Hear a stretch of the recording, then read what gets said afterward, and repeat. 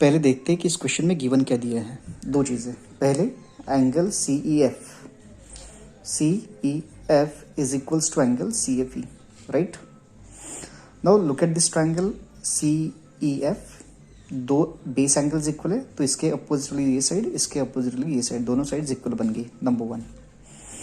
आगे दिया है एफ मिड पॉइंट है डी सी का, तो इसका मतलब डी एफ और सी एफ ये दोनों भी इक्वल बन गए, राइट।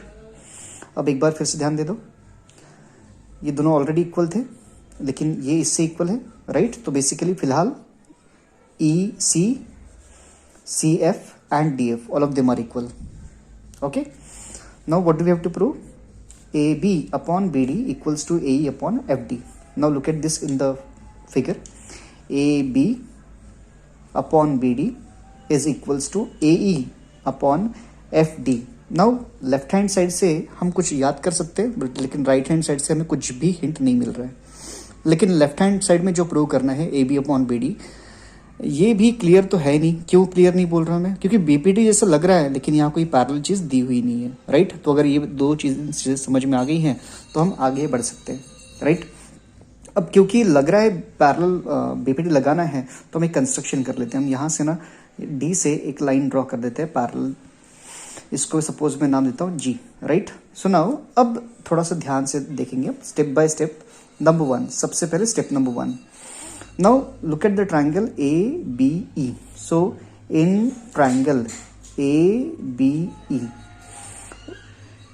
चलिए क्या होगा मुझे बताओ, G D parallel to B है तो बीपीटी अप्लाई करेंगे और बीपीटी अप्लाई करने के बाद क्या मिलेगा मुझे बताइए, A D upon D B, A D upon D B equals to A G upon G, right. लेकिन आप यहाँ पता है आपको कि बीपीटी लिखने का ये एक ही तरीका नहीं है, आप ऐसे भी लिख सकते हो A B upon B D, right. तो इसको ना लिखते हुए आप डायरेक्ट इसे लिखेंगे, किसे, A B upon B D will be equals to, यहाँ क्या आएगा, ए ई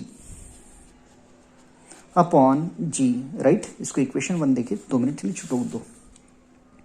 अब दूसरी चीज ध्यान दो, ट्रायंगल डी सी जी में, इन ट्रायंगल, ये हमारा स्टेप 2 लिखता हूं मैं यहाँ पर, in triangle D C G, F mid point है ना, F is mid point, F mid point है और साथ में ये जो एफ ई है ये पैरेलल है डी जी को। तो यहाँ पर लगता है आपका converse of mid point theorem, वो ये कहता है कि अगर आप कोई लाइन पैरेलल ड्रॉ करते हो और उसका एक एंड पॉइंट मिड पॉइंट है तो दूसरा वाला जो होगा वो भी मिड पॉइंट होगा, तो बेसिकली ई भी मिड पॉइंट बन जाएगा, right. And along with that दो चीजें आपको मिलेगी, D F upon F C, क्योंकि एफ तो मिड पॉइंट है ना, तो D F upon F C दोनों इक्वल बनेंगे तो इसका रेशियो तो 1 बनेगा, राइट।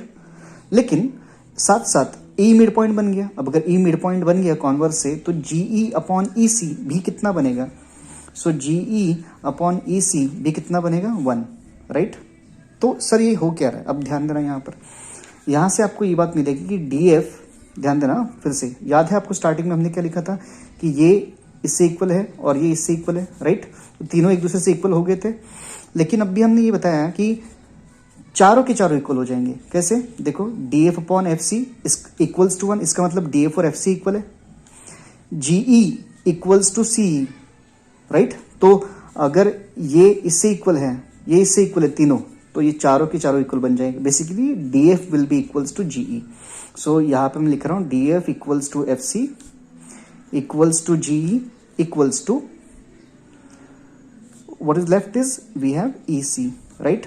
नाउ अब आप ध्यान दो, एक ही चीज करना बचा है हमारा, हमारे पास ऑलरेडी इक्वेशन 1 के हिसाब से क्या है, A B upon B D equals to A E upon G, लेकिन जो प्रूव करना है उसमें कौन है, एफ डी। बस लास्ट चेक करेंगे हम फ्रॉम इक्वेशन 1, इसको इक्वेशन 2 दे दो तो we can write therefore from 1 and 2 we get, therefore from 1 and 2 we get A B upon B D equals to A E upon F D, A E upon F D, hence proved.